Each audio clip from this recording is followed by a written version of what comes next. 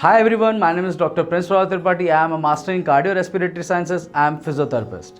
आज हम बात करने वाले हैं ज़्यादातर जो आईसीयू में आप पेशेंट देखने जाते हैं तो उनके साथ आपको किस तरीके से फिजियोथेरेपी देखने को मिलेगी या क्या क्या पॉइंट आप फॉलो कर सकते हैं, देख सकते हैं। जब भी आप किसी आईसीयू पेशेंट को देखने जा रहे हैं तो पहला पॉइंट आप नोटिस करिए उनका हीमोडायनेमिक स्टेबिलिटी।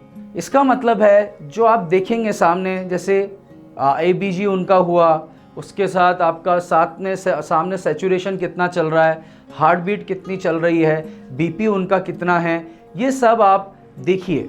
अगर वो स्टेबल हैं प्रीवियस रिकॉर्ड के अनुसार तो ही आप उनका आगे थेरेपी स्टार्ट करिए, नहीं तो अवॉइड कर दीजिए। इस बारे में आप उनके सर्जन से या फिजिशियन जो भी वहाँ पे हैं उनसे आप कंसल्ट ज़रूर करें। उनके कंसल्टेशन के बाद ही आप ये प्रोटोकॉल स्टार्ट करें। हीमोडायनेमिक स्टेबिलिटी के बाद आपको दूसरा पॉइंट जो देखना है वो है पोजीशन किसी पेशेंट, आईसीयू पेशेंट को देना बहुत ज़रूरी है, क्योंकि हमें बेड सोर होने का खतरा, ब्लिस्टर्स होने का खतरा बराबर बना रहता है और साथ में ही बेड सोर होने के बाद वहाँ इन्फेक्शन का खतरा भी बहुत बढ़ जाता है। बेड सोर पर्टिकुलर रगड़ होती है जहाँ पे चमड़ी गलने के बाद वहाँ पे जब हमारा पूरा एरिया ओपन हो जाता है और वो बराबर तरीके से गलत तरीके से रगड़न की वजह से वहाँ बेड सोर्स हो जाते हैं। तो बेड सोर के लिए हमें क्या करना है, हमें ये ध्यान देना है कि रगड़ ना लगे। दूसरा हमें ध्यान देना है कि बराबर हम पोजीशन देते रहें। पोजीशन देने के लिए हमें क्या देना है, कुछ आवरली 1.5 आवर या आवरली 1 घंटे में या 1 से 1.5 घंटे में आपको पोजीशन चेंज करनी है। किस तरीके से हम पोजीशन चेंज करेंगे, आपको पेशेंट के दोनों लेग मोड़ने हैं और इस तरफ इस तरीके से लेटा के उनको करवट दिलवा देनी है। करवट ले लीजिए, करवट दिलवा देनी है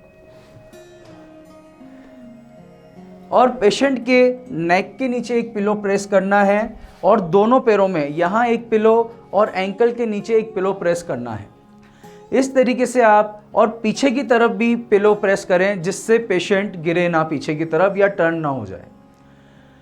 इस तरीके से आप पेशेंट को 1 घंटे से 1.5 घंटे तक इस पोजीशन में रखें।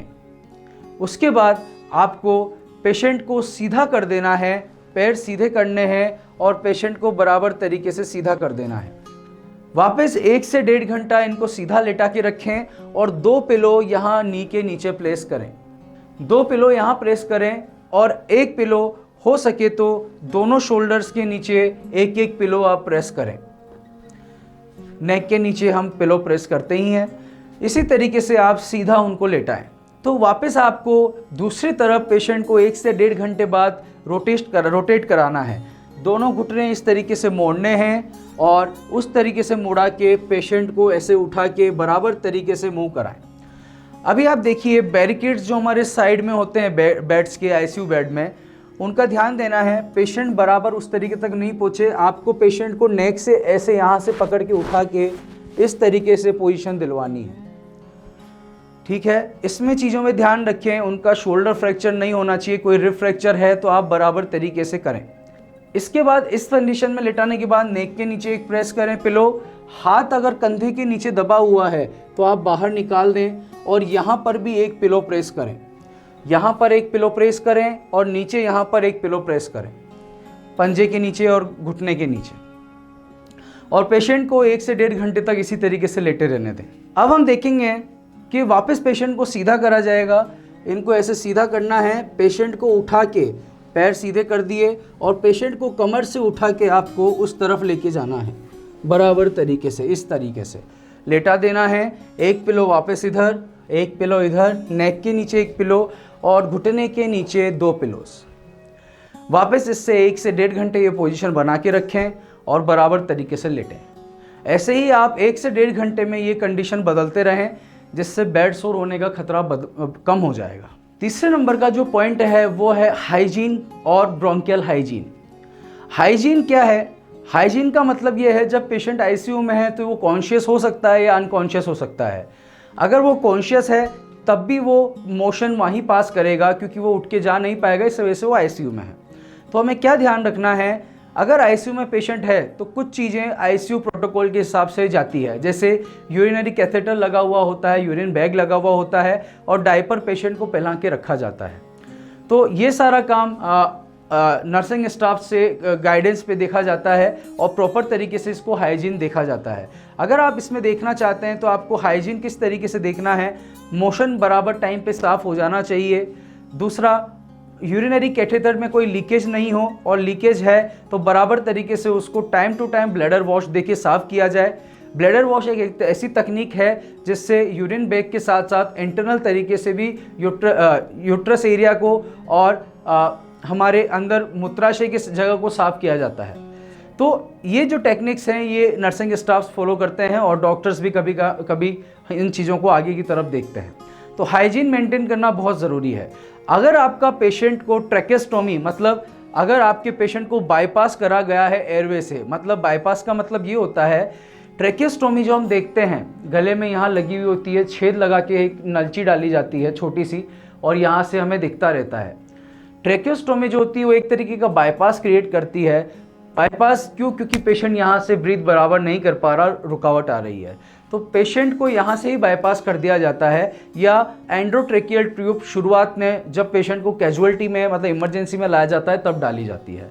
बहुत से टाइम डॉक्टर्स एंडोट्रेकियल को कंटिन्यू रखते हैं और बहुत से टाइम ट्रैकेस्टोमी को इंस्टॉल कर दिया जाता है। ट्रैकेस्टोमी लगाने के बाद एक बहुत ही इंपॉर्टेंट काम देखा जाता है, वो ब्रोंकियल हाइजीन। क्योंकि हमने बाईपास किया है तो हमारे जो यहाँ पे रंध्र हैं, जो एयर को फिल्टर करके उसके अंदर से मिट्टी वगैरह सब छान ली जाती है, वो यहाँ पर जब ट्रैकेस्टोमी लगती है तो वो बहुत कम मात्रा में हो पाता है। उस कंडीशन में हमें वहाँ पर कब्ज बहुत ज़्यादा जनरेट होता है, तो उस कंडीशन में हमें बराबर तरीके से सक्शन करके उस कफ को बाहर निकालना रहता है और ब्रोंकियल हाइजीन को मेंटेन करना रहता है। यहाँ पे कोई गंदगी इकट्ठी नहीं हो पाए, बराबर तरीके से ट्रैकेस्टोमी को क्लीन किया जाए और बराबर तरीके से उसको रखा जाए, यही कहलाता है ब्रोंकियल हाइजीन। अब ये आपको बराबर तरीके से पेशेंट में देखना है। अब हम देखेंगे चौथा पॉइंट। चौथा पॉइंट ये है, अगर पेशेंट कॉन्शियस है और डॉक्टर्स की सलाह के बाद डॉक्टर ने उनको बोला है कि मोबिलाइज कीजिए, मोबिलाइजेशन करिए इनका और बॉडी मूवमेंट्स स्टार्ट करिए, तो आपको ये डॉक्टर की सलाह के बाद ही स्टार्ट करना है। आफ्टर द कॉल, आपको जब कॉल मिलता है फिजियोथेरेपी का, उसके बाद स्टार्ट कीजिए। तो आपको proper range of motion movements कराने हैं पेशेंट को शुरुआत में, स्टार्टिंग में। और अगर पेशेंट को मोबिलाइजेशन के लिए बोला गया है तो आपको पूरा मोबिलाइजेशन कराना है, upper limb lower limb mobilisation पूरा। और साथ में एम्बुलेट करने को बोला गया है तो आपको उतार के क्विड्रिल्स करानी है। किस तरीके से करानी है मैं आपको दिखाता हूँ। पेशेंट को हमेशा 2 जने मिलके असेस करें और आगे जाके पेशेंट जब को खड़ा करना है तो उनको बिना सपोर्ट के खड़ा न होने दें, नेक पे सपोर्ट लगाएं और धीरे से पेशेंट को खड़ा करें, बैठा करें। बैठा करने के बाद आपको पेशेंट को पूरे तरीके से ग्रिपिंग रखनी है और पेशेंट के दोनों पैरों को धीरे धीरे करके नीचे लेके आना है। इस तरीके से पेशेंट को रखने के बाद आपको ये ध्यान देना है कि दूसरा जना या दूसरा बंदा आपके साथ जो असिस्ट करा रहा है वो आपके साथ खड़ा हो। और पेशेंट को, अगर पेशेंट खड़ा हो पाता है, खड़ा होने से पहले उनका एक बार बीपी, सैचुरेशन और हार्ट बीट को ज़रूर चेक करें। अगर आपको कुछ मिसमैच दिखता है, हार्ट बीट बढ़ी हुई दिखती है या कम जाती हुई दिखती है, तो मोबिलाइजेशन को अवॉइड कर दें, नहीं करें। अगर आपको ये सब चीज़ें स्टेबल लगती है तो ही आप आगे बढ़ें। ठीक है, पेशेंट को खड़ा करिए, खड़ा करके शुरुआती तौर पे चेयर सिटिंग कराइए। पहले दिन चलाइए मत। अगले दिन थोड़ा सा वॉकिंग बाय वॉकर के साथ में यूरिनरी कैथेटर, यूरिनरी बैग को स्टेबल रख के आप पेशेंट को चला सकते हैं। अगर किसी पेशेंट को ऑक्सीजन का सैचुरेशन डाउन जा रहा है तो उसको ऑक्सीजन मास्क पहना के आप उस एरिया तक ही चलाएं जहां तक उसका ऑक्सीजन मास्क की ट्यूब जा सकती है। लास्ट पॉइंट जो है वो है प्रॉपर डाइट। अगर पेशेंट एनबीएम, मतलब खाना उनको नहीं दिया जा रहा है, जो भी है वो सारा स्लाइन के थ्रू ही जा रहा है, तो कुछ खाने को नहीं दिया जाता, बट जब पेशेंट को कुछ खाने को दिया जाना लगे तो आप उनको प्रॉपर डाइट लीजिए। ज़्यादातर डाइट में आप शुरुआती तौर पे लिक्विड डाइट दीजिए और काफ़ी स्ट्रॉन्ग डाइट दीजिए। लिक्विड हो 200 से 250 ml तक, डाइटिशियन से बराबर प्रॉपर डाइट चार्ट लीजिए और पेशेंट को डाइट दीजिए। इससे पेशेंट का एनर्जी वापस बन के आएगा और उनका इंटेस्टाइन्स के अंदर जो काफ़ी टाइम से एक्टिवेशन नहीं था, इंटेस्टाइन भी वर्क करेगी और काफ़ी उनको नरिशमेंट, फ्रेशमेंट लगेगा। आज की वीडियो में सिर्फ इतना ही। Thank you so much. बराबर तरीके से पॉइंट फॉलो करिए, आपको आईसीयू पेशेंट काफ़ी देखने में काफ़ी आपको मज़ा आएगा। Thank you so much. नमस्ते।